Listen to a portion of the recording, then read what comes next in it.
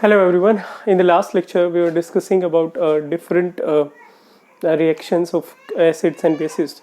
Today we will discuss further. Today we will discuss about a universal indicator. Okay. So what do you understand by universal indicator? आपको क्या लगता है बेटा universal indicator क्या होना चाहिए? यूनिवर्सल इंडिकेटर हमारे पास एक ऐसा इंडिकेटर होता है जो हर एक एसिड और बेस के बारे में बता देता है। तो साइंटिस्ट ने एक यूनिवर्सल इंडिकेटर प्रोड्यूस करा जिसको हम लोग बोलते हैं पीएच मीटर। पीएच मीटर क्या होता है? यूनिवर्सल इंडिकेटर हमारे पास क्या होता है उसे बोलते हैं बेटा पीएच मीटर। पीएच मीटर हमारे पास क्या होता है? पीएच होता है बेटा negative log of concentration of hydrogen ion. Hydrogen ion की जो कंसंट्रेशन है उसका अगर नेगेटिव लॉग लें तो उसको हम क्या बोलते हैं? पीएच। और ये यूनिवर्सल इंडिकेटर क्यों होता है? ये यूनिवर्सल इंडिकेटर इसलिए होता है प्यारे बच्चों क्योंकि अगर मैं किसी भी पर्टिकुलर एसिड बेस या सोल्ट को लेता हूं तो उसके केस में मैं ये बता सकता हूं कि कौन सा हमारे पास जो एसिड है, कौन सा बेस है, कौन सा सोल्ट है, just by using pH meter. ठीक है। नाउ द थिंग इज कि पीएच मीटर में क्या क्या होता है? पीएच मीटर में हमारे पास पीएच मीटर में रेंज होती है अभी, और वो रेंज है वो कहाँ से कहाँ तक होती है? 0 to 14 होती है प्यारे बच्चों। पीएच मीटर में 0 से 14 के बीच में हमारे पास रेंज होती है। और अगर पीएच जो है वो लेस देन 7 है, लेस देन क्या है? 7 है, तो हमारे पास सॉल्यूशन क्या रहेगा? एसिडिक रहेगा। ठीक है। अगर पीएच हमारे पास क्या है? मोर देन 7 है, तो वो हमारे पास क्या रहेगा? बेसिक रहेगा। और अगर पीएच इक्वल टू 7 है तो वो हमारे पास क्या रहेगा? न्यूट्रल रहेगा।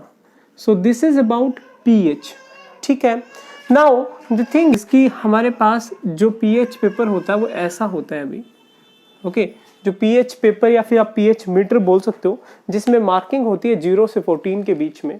यहाँ पे हमारे पास मार्किंग रहेगी 0 से 14 के बीच में। इसके बीच में हमारे पास जो आता है वो है 7। तो 0 से 7 जो है वो हमारे पास क्या होता है? एसिड होता है अभी। 7 to 14 हमारे पास क्या होता है प्यारे बच्चों?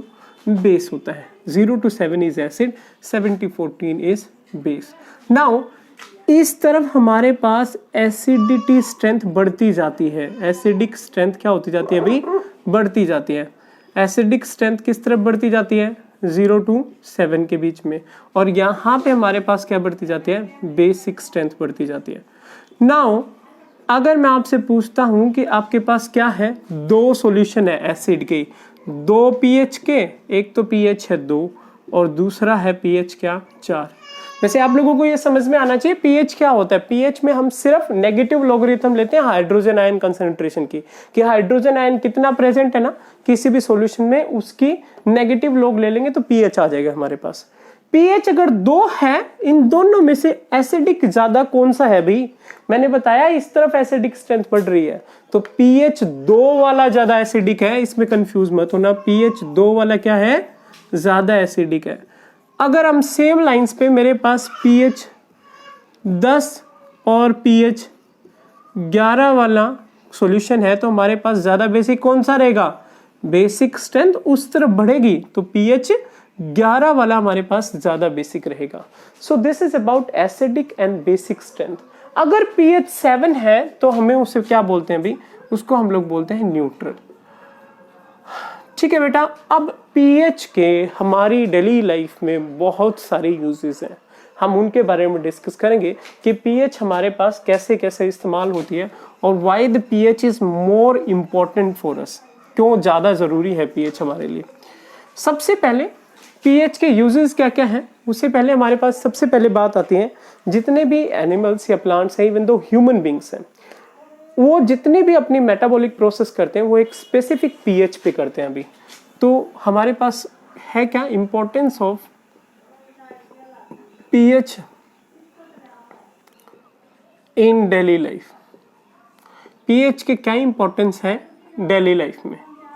तो सबसे पहले हमारे पास है pH of plants and animal. तो जितने भी प्लांट्स और एनिमल हैं बेटा, वो सारे प्लांट्स और एनिमल एक स्पेसिफिक पीएच पे क्या करते हैं? काम करते हैं और उनकी जितनी भी मेटाबॉलिक प्रोसेस है, अगर मैं ह्यूमन बींग्स की भी बात करूं तो वो सारी की सारी मेटाबॉलिक प्रोसेस एक स्पेसिफिक पीएच पे होती है। आपको पता है पीएच जो ब्लड की है वो 7.4 है। तो अगर हमारे पास पीएच चेंज हो जाती है, ऊपर या नीचे हो जाती है, तो some person can get kind of disease, उसे कुछ ना कुछ प्रॉब्लम हो जाएगी। ठीक है, अब अगर हम बात करते हैं सेकंड पॉइंट की, तो सेकंड है हमारे पास पीएच ऑफ सोइल।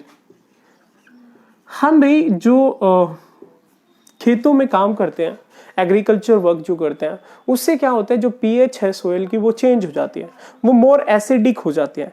लेकिन अगर मैं किसी भी क्रॉप की, किसी भी प्लांट की ग्रोथ की बात करूं तो 6.5 to 7 हमारे पास पीएच होनी चाहिए। उसी पीएच पे जो ग्रोथ है उस पर्टिकुलर क्रॉप की पॉसिबल है।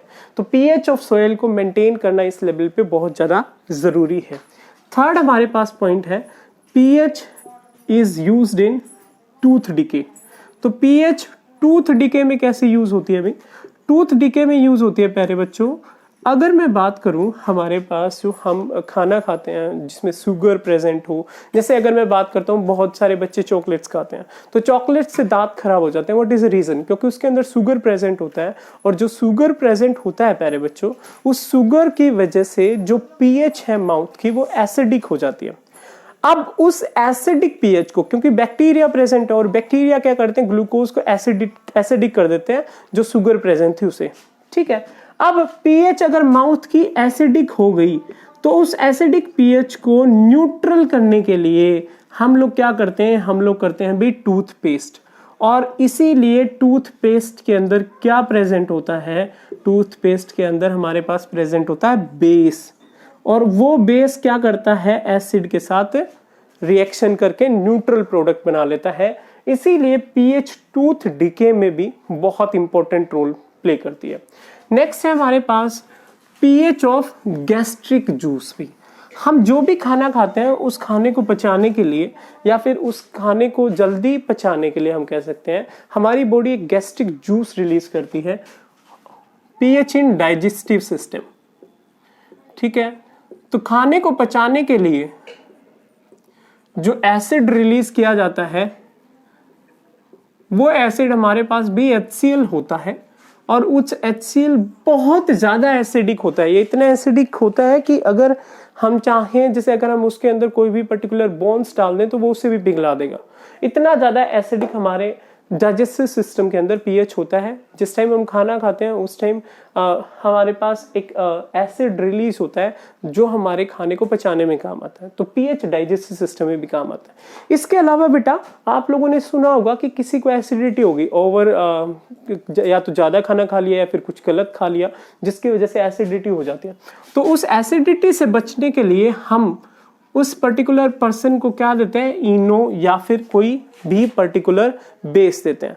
पहले जो सबसे पहले यूज किया जाता था एसिडिटी को रिलीव करने के लिए वो था मिल्क ऑफ मैग्नीशिया।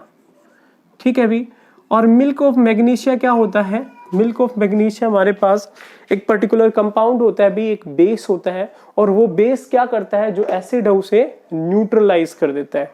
ओके, इसके अलावा आजकल जो यूज करते हैं अभी हम लोग, different type of medicine are available.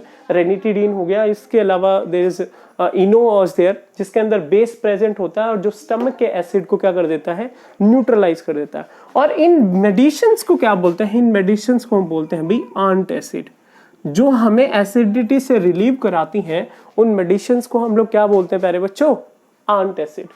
And the last one remain is pH in self defence.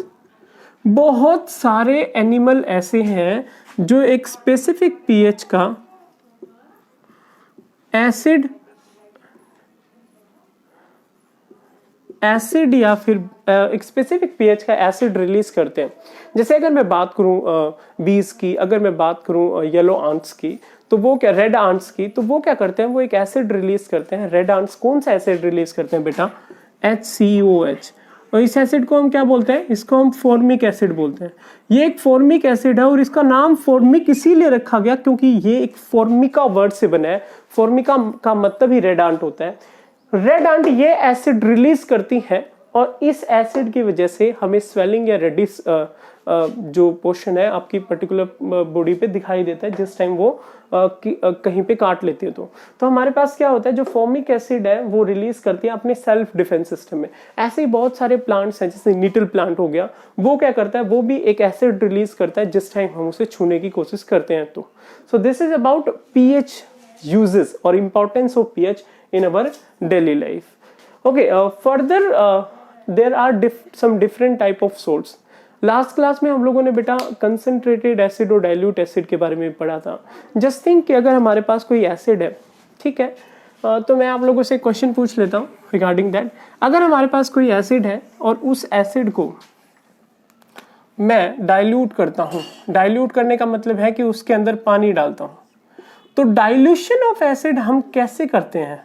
Dilution of acid हम ऐसे करते हैं कि एसिड के अंदर पानी डालें या फिर पानी के अंदर एसिड डालें। ये चीज हमेशा ध्यान रखना प्यारे बच्चों। जिस टाइम हम लोग एसिड के अंदर वाटर डालते हैं, एसिड के अंदर पानी डाला जाता है, तो उस टाइम हमारे पास रिएक्शन जो है वो एक्सोथर्मिक होती है। क्या होती है रिएक्शन? रिएक्शन एक्सोथर्मिक होती है। और इस एक्सोथर्मिक रिएक्शन के होने की वजह से हमारे पास जो ये प्रोसेस है ये बहुत ही डिफिकल्ट हो जाती है, क्योंकि इस केस में एसिड के अंदर अगर हम पानी डालते हैं तो इस केस में जो बीकर है जिसके अंदर हम डाल रहे हैं वो टूट सकता है। लेकिन अगर मैं पानी के अंदर एसिड डालता हूं, अगर मैं क्या करता हूं प्यारे बच्चों, वाटर लेता हूं और वाटर के अंदर एसिड डालता हूं, इन दैट केस ये प्रोसेस जो है इतनी ज्यादा हीट रिलीज नहीं करती। तो ऐसे हम लोग डाइल्यूट करते हैं किसी भी पर्टिकुलर एसिड को, ठीक है। डाइल्यूट का मतलब होता है वाटर एडिशन करना, और डाइल्यूट करने से आपको क्या लगता है, कंसंट्रेशन एसिड की कम होनी चाहिए, ज्यादा होनी चाहिए?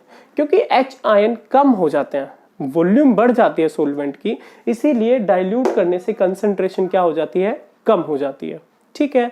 सो this is about dilution of acid and pH and its importance. Further we will discuss about different type of salts that we use at our home, which we will discuss in our next lecture. Thank you so much, dear students.